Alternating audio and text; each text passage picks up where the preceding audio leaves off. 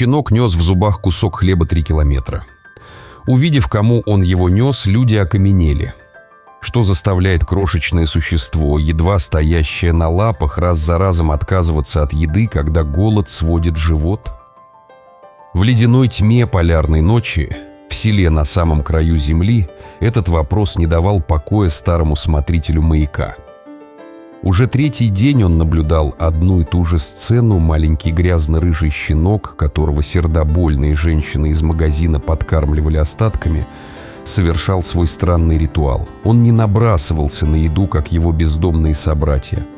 Он аккуратно брал в зубы самый большой кусок хлеба, неуклюже разворачивался и, пошатываясь от порывов ледяного ветра, трусил прочь от деревни туда, где за последними домами начиналась бескрайняя заснеженная тундра. Степан Матвеевич Соколов, смотритель старого, давно погасшего маяка, отставлял от окна кружку с остывшим чаем и провожал взглядом маленькую темную точку, пока она не растворялась в сером сумраке. Ему было 68 лет, и большую часть из них он прожил здесь, в Тереберке. Он видел многое, как море забирало корабли, как север испытывал людей, но такой собачьей преданности, такого непонятного упорства он не видел никогда. Щенок был худым. Ребра выпирали из подсохшей шерсти. Любой другой на его месте проглотил бы хлеб за секунду, но этот, которого местные уже прозвали Рыжим, нес свою ношу с упорством взрослого пса, выполняющего важнейшее задание. Степан Матвеевич достал из ящика стола старый морской бинокль. Стекла были мутными, но даже сквозь них он разглядел, как тяжело дается щенку каждый шаг. Ветер с Баренцева моря валил его с ног. Щенок падал, но хлеба из зубов не выпускал. Отряхивался, упрямо поднимал голову и снова брел вперед в белое ничто. Старик опустил бинокль. Сердце, привыкшее к ровному стуку под шум прибоя, неприятно кольнуло. Куда он его несет? И главное, кому? В той стороне не было ничего, кроме старых заброшенных сараев и вечной мерзлоты, ни одной живой души на километры вокруг. Рыжий почти скрылся за снежным переметом, но перед этим на секунду обернулся, словно проверяя, не идет ли кто за ним. В его глазах даже на таком расстоянии старику почудилась не собачья тоска, а осмысленная, тяжелая решимость. На следующий день история повторилась. Хлеб, короткий взгляд в сторону тундры и снова отчаянный марш-бросок в неизвестность. В этот раз за щенком наблюдала не только Степан Матвеевич. Анна Ветрова, молодой фельдшер, только полгода назад приехавшая по распределению из теплого Воронежа, вышла из медпункта подышать морозным воздухом, укутанная в пуховик. Она чувствовала себя такой же заброшенной, как эти старые корабли на берегу. Увидев Рыжего с куском хлеба в зубах, она испытала приступ острой жалости и шагнула к нему, протягивая руку. «Малыш, иди сюда, не бойся». Щенок замер, прижал уши и глухо зарычал, не разжимая челюстей. Он отскочил на несколько шагов и посмотрел на нее с укором. Взгляд его говорил: «Не мешай, у меня нет на тебя времени». Анна застыла в растерянности. Она хотела помочь, согреть, накормить, а ее оттолкнули, как досадную помеху. В этот момент за ее спиной прозвучал хриплый голос: «Да брось ты его, докторша. Тут и людям выживать нечем, а ты с шавками возишься». Она обернулась. На крыльце соседнего дома стоял Игорь Кравцов, работник местного рыбозавода. От него пахло рыбой и дешевыми сигаретами. Тяжелый взгляд из-под лба и вечная усталость на лице делали его старше своих 35 лет. Он был воплощением этого сурового края, прагматичный, резкий и лишенный сентиментов. «Он же замерзнет», — тихо сказала Анна, больше для себя, чем для него. «И голодный совсем». Игорь криво усмехнулся. «Естественный отбор. На севере только так. Слабые не выживают, ни люди, ни собаки». Он сплюнул на снег и скрылся в подъезде, оставив Анну наедине с ее беспомощным состраданием. Слова Игоря больно резонировали.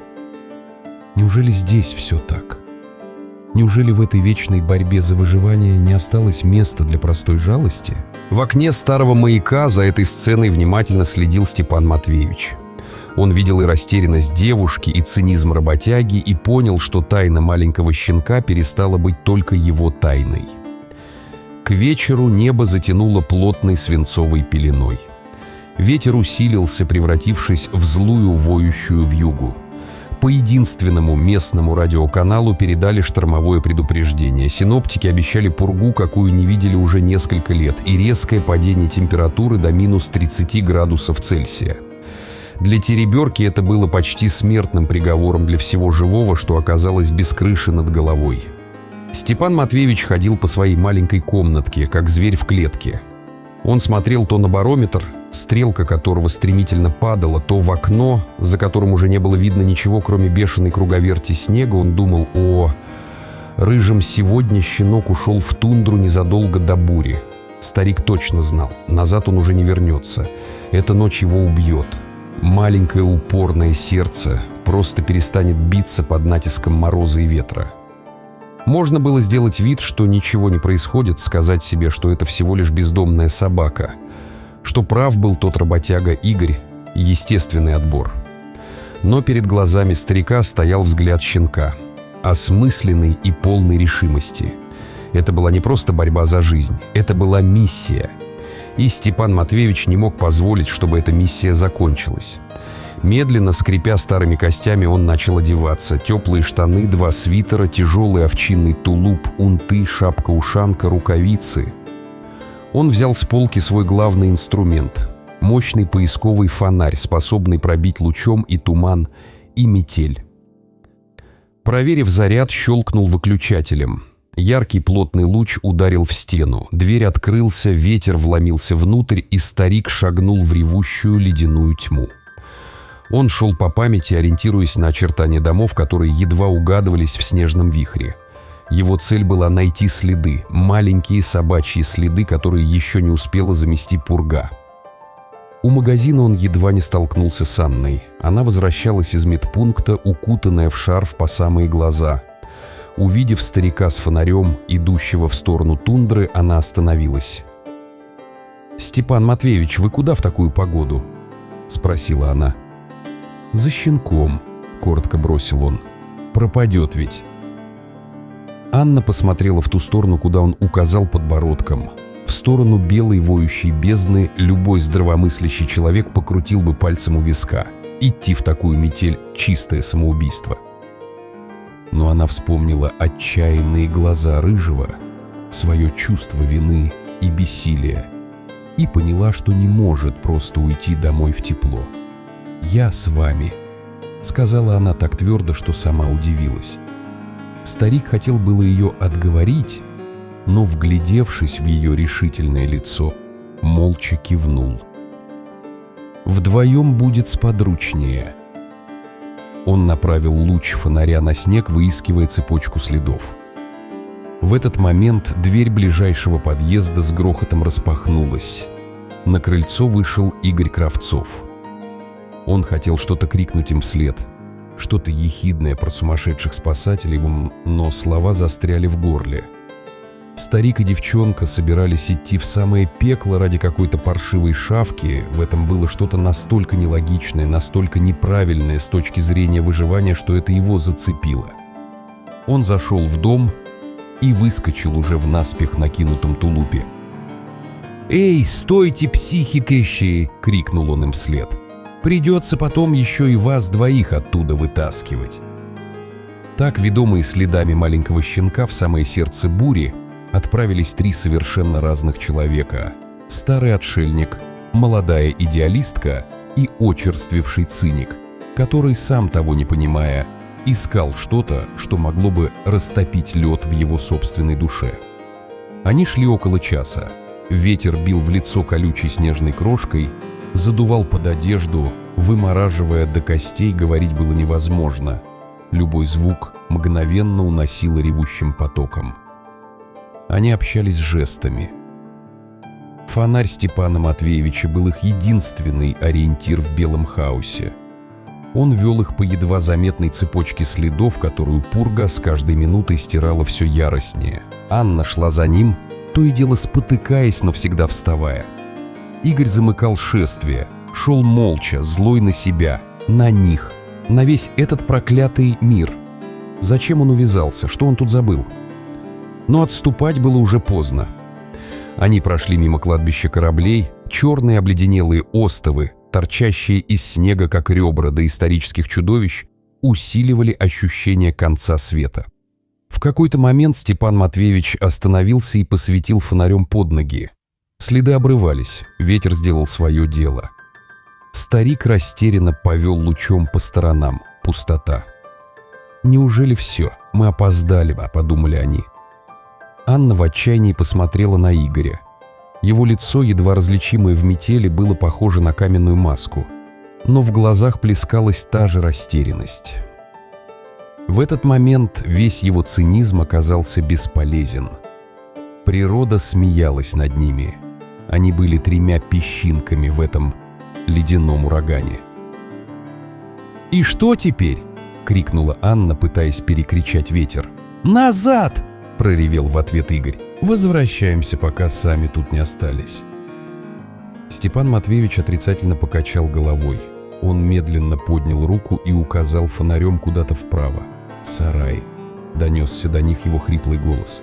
«Старые рыбацкие сараи должны быть где-то здесь». Он шел к ним. Другого укрытия тут нет. Это была последняя отчаянная догадка. Шанс 1 на 1000, но это был единственный шанс. Игорь колебался секунду.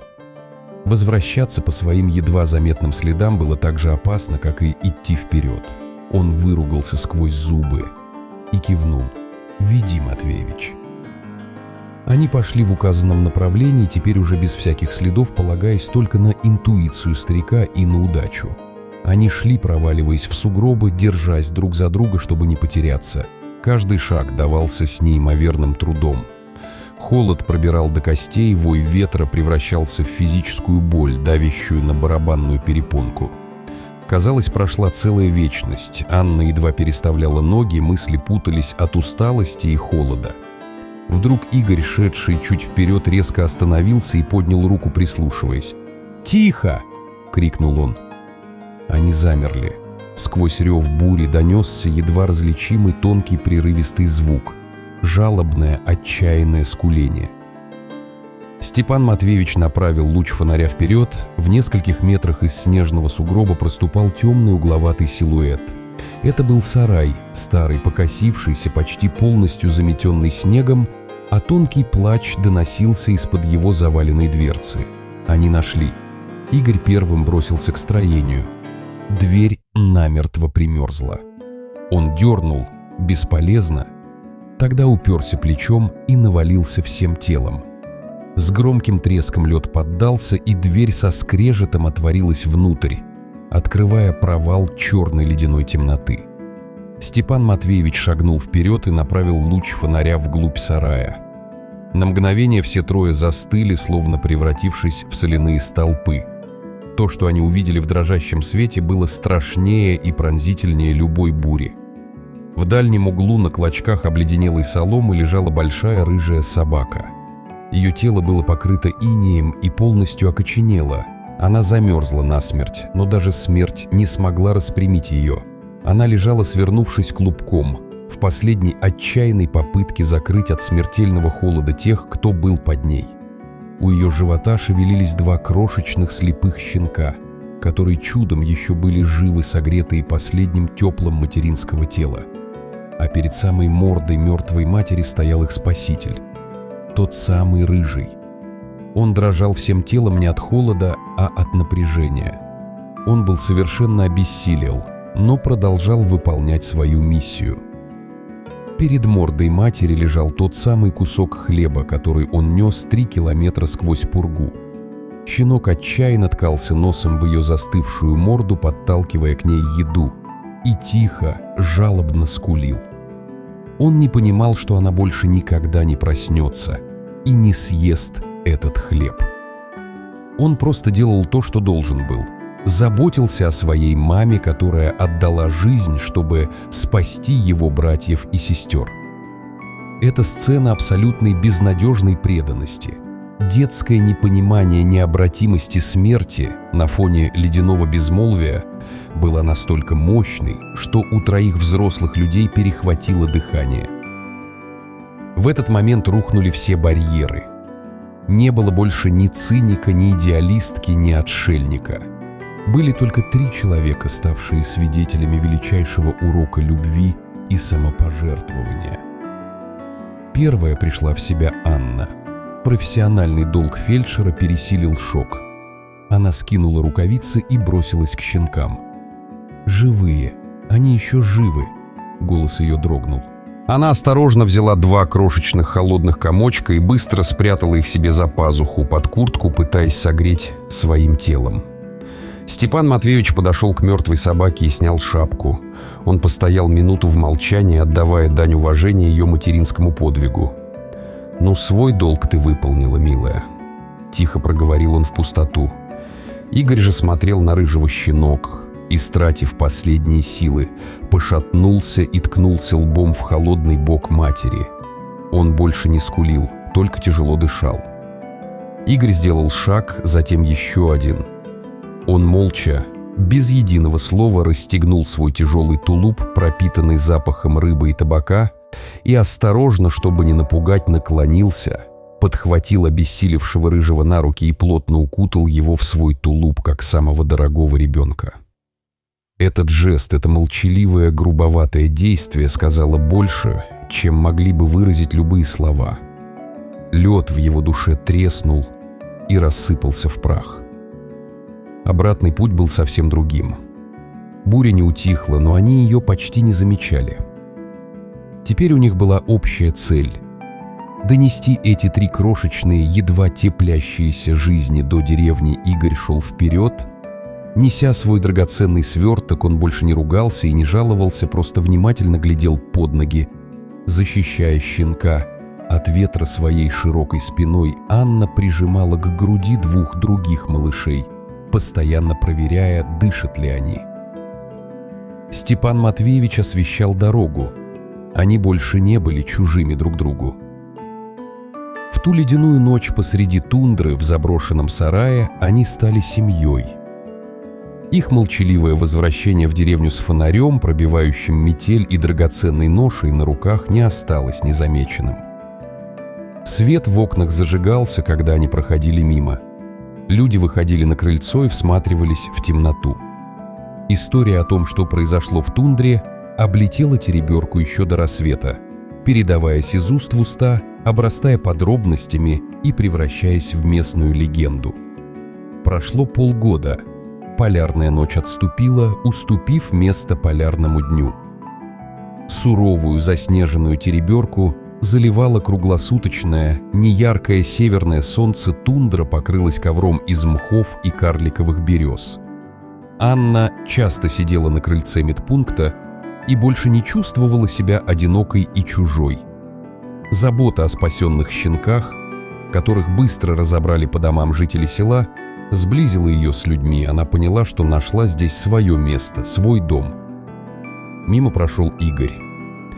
Он улыбнулся ей непривычно открытой теплой улыбкой, за ним, виляя хвостом, бежал подросший, окрепший и невероятно преданный грязно-рыжий пес. Игорь сам сколотил для рыжего, который остался жить при медпункте, добротную будку и каждый день после смены приносил ему самую лучшую рыбу. Та ночь изменила его. Она смыла с его души многолетнюю копоть усталости и цинизма. На высоком берегу у подножия старого маяка сидел на скамейке Степан Матвеевич, рядом с ним, положив голову, ему на колени дремал рыжий. Старик смотрел на спокойное летнее море и иногда рассказывал эту историю редким туристам. Он рассказывал ее не как трагедию о смерти, а как притчу о великой любви, которая оказалась сильнее инстинкта самосохранения, о том, как одна маленькая собака своим отчаянным подвигом смогла растопить вечную мерзлоту не только в тундре, но и в человеческих сердцах, на самом краю огромной земли. Кто в этой истории проявил большее мужество? Щенок рыжий, следовавший инстинкту до конца, или Игорь, переступивший через свой цинизм? На этот вопрос у каждого был свой ответ, но все соглашались в одном. Иногда одно маленькое живое сердце способно изменить целый мир.